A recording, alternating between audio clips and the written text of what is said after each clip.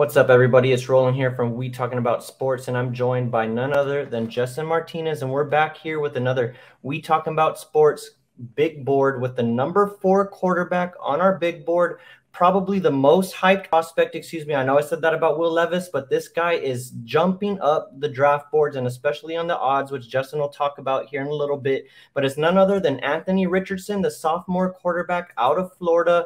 This past year, he threw for 2,500 yards and 17 touchdowns on 9 interceptions, 103 rushes for 654 yards and 9 touchdowns. He's able to do that because he's 6'4", 230. Justin, what do you like about this tank? Is he your favorite prospect this year? Well, what I do like about him is that let's talk about the physicalities. 6'4", 236. The guy's a wagon. And Florida knew how to use him as a wagon. They would like you mentioned, over 100 carries for a quarterback, and the dude's physical. There's a lot of upsides, a lot of downsides. When we first started this big board, we said who would move up, because there's a quarterback every year that always moves up, and I said it would be this guy, because no one had him on the big board coming into the season, and now we're talking about number 4. And if you've been paying attention to the odds has shown this. No one has moved up more than Anthony Richardson. He's at, I think, for the first quarterback to be picked, he's like at plus 1,000. And I want to say he started like at plus 10,000, something ridiculous. So Vegas is seeing that there's interest from NFL scouts on this quarterback. Yeah, and and I might have to walk something back, because when we broke down Will Levis, I said that he might be the most intriguing prospect, the guy that can end up on either end of the spectrum. But I think that might be Anthony Richardson here. I think so, yeah. You look at these highlights, for those of you guys that are here watching with us on YouTube, we are on YouTube at We Talking Sports. We have our long form videos on. We do shorts, but if you guys are here watching the visual, we're showing all of these highlights from Anthony Richardson. He has the gun. He has the arm. That's the smoking gun he has. Yeah, yes, he sir. has the gun. During the combine, during his pro day, he's going to have a crazy throw that's going to, light up Twitter, and everyone's going to be talking about it. He has a physicality that Justin was highlighting by calling him a tank or a wagon, excuse me. He's a tough guy to bring down. He plays injured. He showed a lot of grit earlier in the season playing with an injured leg and refusing to go down. It wasn't a loss, but, he's just one of those guys that's always going to go out there and give it his best. But the thing for me is, you look at this tape, he's a little bit of Cam Newton mixed with, dare I say, Fields. I'm blanking out on his first name. Justin Fields. Justin Fields from Ohio State, now the quarterback in Chicago. This guy has it all potentially, but the problem is, much like Will Levis, the production at the Division I level was a little hit or miss. Justin, when you want to highlight the good about Anthony Richardson, what's the main thing if you're a team drafting for a quarterback and you're looking at Anthony Richardson? Does he have enough of that, like you said, the smoking gun with the arm? Does he have enough of that? Like, if he puts it all together to draft him for you as a GM? Yeah, if I'm able to, when I'm looking at the past, and I think like Trey Lance and the Niners, they took a shot on that guy, I would much rather take a shot with this guy. Anthony Richardson, the size. We just got to go back to the size. 6'4", 236, cannon of a right arm. I've seen highlights where this guy's kneeling down and he's got 60-yard throws. So like you mentioned earlier, that pro day, he's going to have a nuke. He's going to freaking throw 75, 80 yards, and it's going to look easy. What I like about him is that when he's scrambling, if you're seeing it, he's constantly looking downfield. That's good vision. That's what you want in a quarterback. The mobility, so hard to tackle him. His ceiling, Roland, like you mentioned, is Cam Newton. And I'll talk about what his floor is later. But, man, he's hard to sack. Amazing strength in that pocket. You can't take this man down very easy. The upside is humongous on Anthony Richardson. And I get the momentum that he's coming into the draft with. I get it. Are you worried a little bit about that, I guess, quote-unquote, lack of production, if you will? He did have some big games this year, but doesn't have, the gaudy numbers of Bryce Young and C.J. Stroud. If we want to get into the, what I'm worried about, his weaknesses. Yeah. Let's start talking about the downside. I'm going to talk about he's an inaccurate passer when it's not a deep ball. His short range to medium range is he has accuracy issues. His best skill set right now is the deep ball, in fact.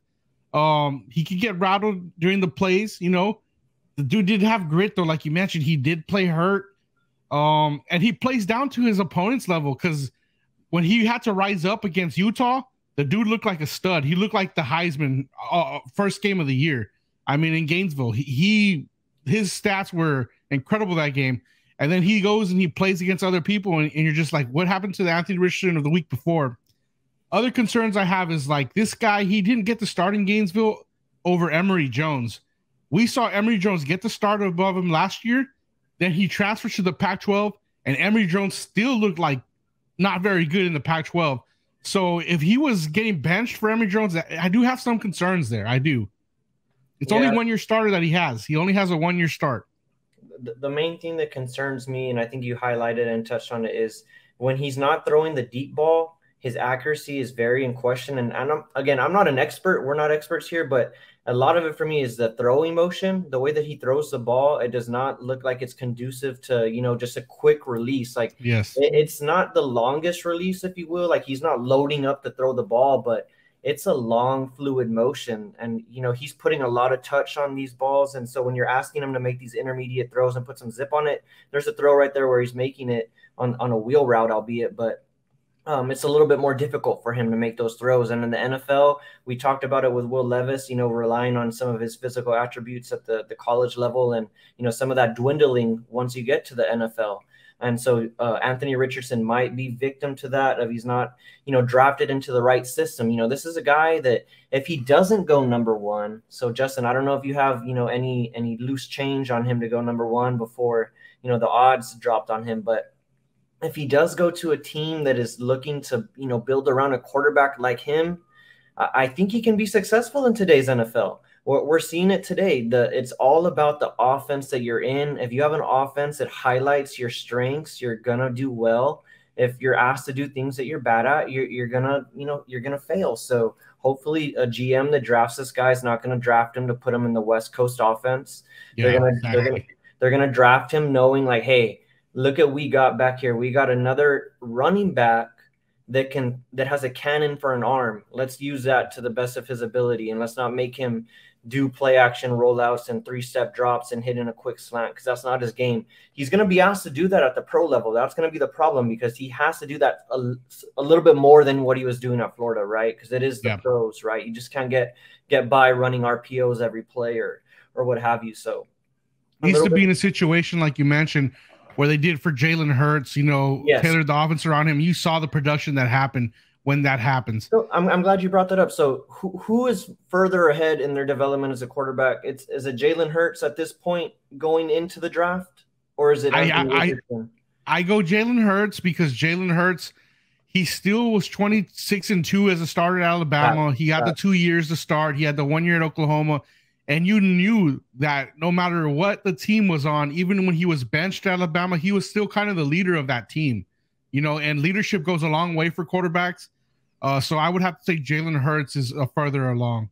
Yeah, I'd have to say too, Jalen Hurts slightly a little bit further along as a prospect. Like, they're true. Like, you just look at who they are as a prospect, lining them up, their measurables. Yeah. I'd take Anthony Richardson. We talked about it, 6'4", 230 plus.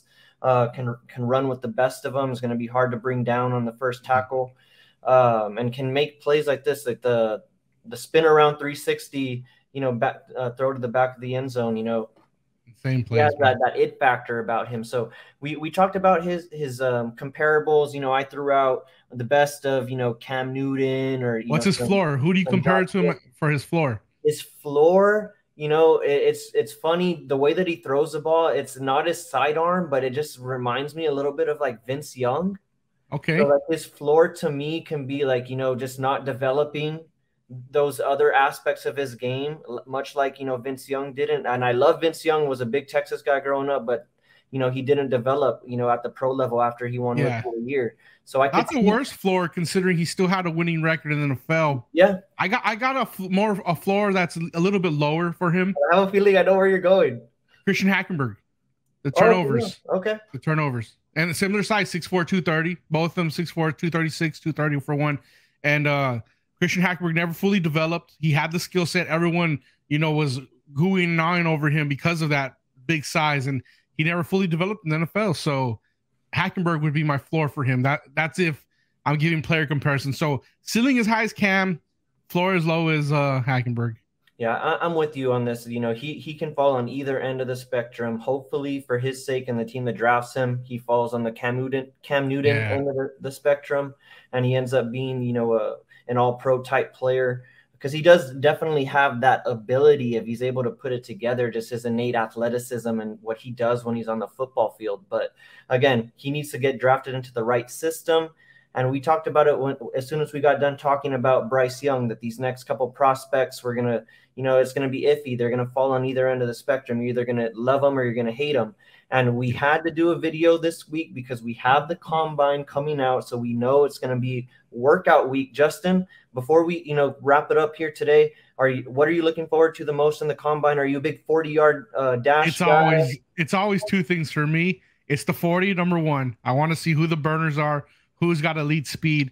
And number two is the big dogs up front, the linemen. I love to see who could bench it, who could really put up those reps. I love that. And depending who you ask, and I'd say a lot of people would say the best athletes on the field are actually the linemen, just because of how quick and strong they are, and you put all that together. So yeah, definitely some Lane Johnson numbers in the 40 again. That would be crazy. That would. And they go put up 20, 25 reps, man. I would love to see something like that, a freak. These guys are only getting faster. It's only a matter of time until somebody runs a 3.98 in the 40s. So definitely going to be looking forward to that, and seeing Bill Belichick, you know, find the next Wes Welker and Danny Amendola and Julian Edelman. So we'll see. Yeah.